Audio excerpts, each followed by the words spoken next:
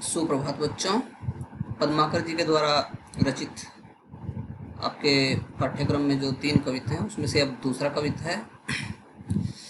गोकुल के कुल के गली के गोप गाउन के, जो लगी कछु को कछु भाकत भने नहीं।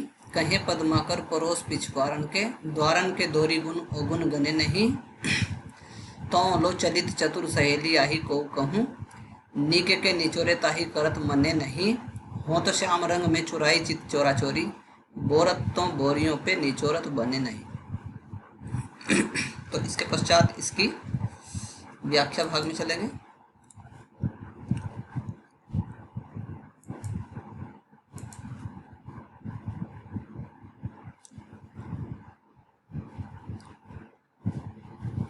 तो दूसरे कविता का भावार्थ क्या है?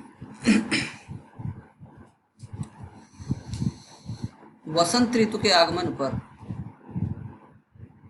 जहां एक और प्रकृति की सुषमा एकाएक बदल गई है, वहीं गोकुल वासियों की गलियों का सौंदर्य भी बदल गया है। तो वसंत ऋतु का जैसे ही आगमन होता है, प्रकृति पूरी तरह से बदल जाती है, प्रकृति में चहुं और सौंदर्य बिखर जाता है। वैसे ही गोकुल वासियों पर इस सौंदर्य का प्रभाव कुछ अलग ही है। गोकुल के कुल के गली के गोप गाउन के, जो लगी कछु को कछु भाकत बने नहीं। यानी इस प्राकृतिक बदलाव के कारण लोग कुछ का कुछ कह रहे हैं, जिसका वर्णन शब्दों में संभव नहीं है। कहीं पद्माकर परोस पिछवारन के, द्वारन के दोरी गुण अवगुण गने नहीं। तो क्या कहते हैं पद्माकर जी? पद्माकर कवि कहते हैं कि आसपास के जन के स्वभाव में जो परिवर्तन हुआ है, उनके गुण और दोष को कोई नहीं गिन रहा है।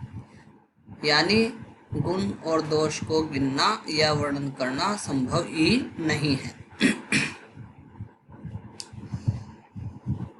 तो लो चलित चतुर सहेली यही को कहूँ। तो एक गोपी है, उसके साथ में उसकी दूसरी एक चतुर सहेली सखी, दूसरी अन्य गोपी खड़ी हुई है।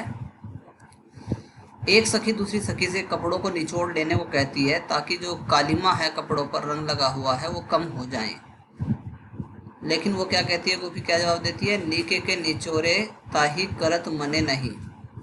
वो कहती है कि इन कपड़ों को निचोड़ने का मेरा मन नहीं है, मैं नहीं चाहती कि इन कपड़ों को निचोड़कर मैं उनमें लगे रंग को धो दूं। ऐसा क्यों कहती है? वो ऐसा इसलिए कहती है क्योंकि उसके जो कपड़े हैं वो काले रंग में रंगे हुए हैं, और काला रंग किसका है? श्याम का है, अर्थात कृष्ण का है।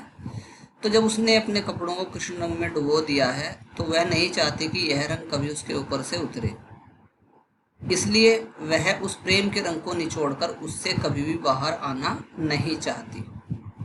तो इस तरह से गोकुल गांव में जो वसंत का या होली का प्राकृतिक सौंदर्य है, बहुत ही अद्भुत है, बहुत ही अलग तरीके का है। तो बच्चों, इस काव्यांश की, इस कविता की आपको संदर्भ सहित व्याख्या लिख लेनी है। इसके बाद के वीडियो में आपको अगला जो आपका कविता है उसके बारे में बताया जाएगा।